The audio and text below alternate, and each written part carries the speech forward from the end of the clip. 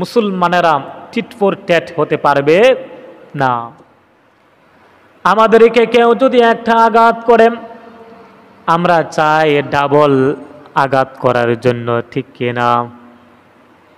Tit for tat, ইটকেলটি মারলে আমরা পাটকেলটি মারতে চাই, ইংরেজি প্রবাদ আমরা প্রয়োগ করতে চাই না। সেই প্রবাদের মতো থাক, মুসলমানেরা টিট ফর ট্যাট হতে পারবে না। ইটকেলটি মারলে পাটকেল মারা যাবে না, এটা নবীদের আদর্শ নয়, মুসলমানদের আদর্শ হতে পারে না। নবী করিম সাল্লাল্লাহু আলাইহি ওয়াসাল্লামকে এক ব্যক্তি চর দিয়েছিল, আপনারা জানেন। চর দিলে কষ্ট পাওয়া যায় না?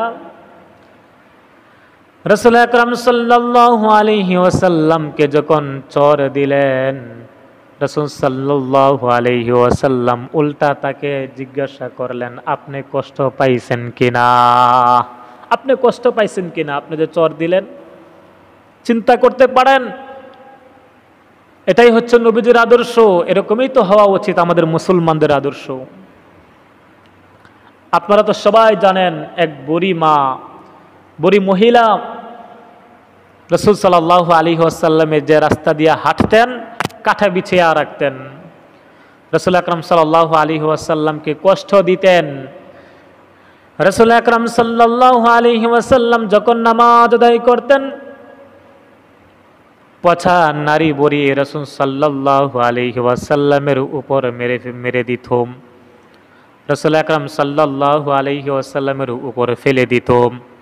এত কষ্ট দিতেন, অথচ ওই বুড়ি মহিলা যখন কিছুদিন রাস্তার মধ্যে কাঁথা বিছান নাই, কাঁথা দেয় নাই, কষ্ট দেয় নাই, রাসূল আকরাম সাল্লাল্লাহু আলাইহি ওয়াসাল্লাম বুঝতে পারলেন ওই বুড়ি মা মনে হয় অসুস্থ হয়ে গেছে। রাসূল আকরাম সাল্লাল্লাহু আলাইহি ওয়াসাল্লাম কিছু ফল নিয়ে ওই বুড়ি মাকে দেখতে গেলেন। চিন্তা করতে পারেন, যে রাসূল আকরাম সাল্লাল্লাহু আলাইহি ওয়াসাল্লামকে কষ্ট দিয়েছেন, রাস্তার মধ্যে কাঁথা বিছিয়ে রাখতেন, ওই বুড়ি মহিলার বাড়িতেই তিনি ফল নিয়ে দেখতে গেছেন। এটাই তো নবীজির আদর্শ। কেউ যদি কষ্ট দেয়, কেউ যদি আঘাত করে, আপনার সাথে দুশ্মনী করে, আপনি তাদের সাথে দুশ্মনী করবেন না, তার সাথে সৎ ব্যবহার করবেন, ভালো ব্যবহার করবেন, তাকে ক্ষমা করে দিবেন, দেখবেন সে দুশ্মনী ছেড়ে দিবে, ভালো হয়ে যাবে। এটাই তো নবীজির আদর্শ, ইসলামের আদর্শ।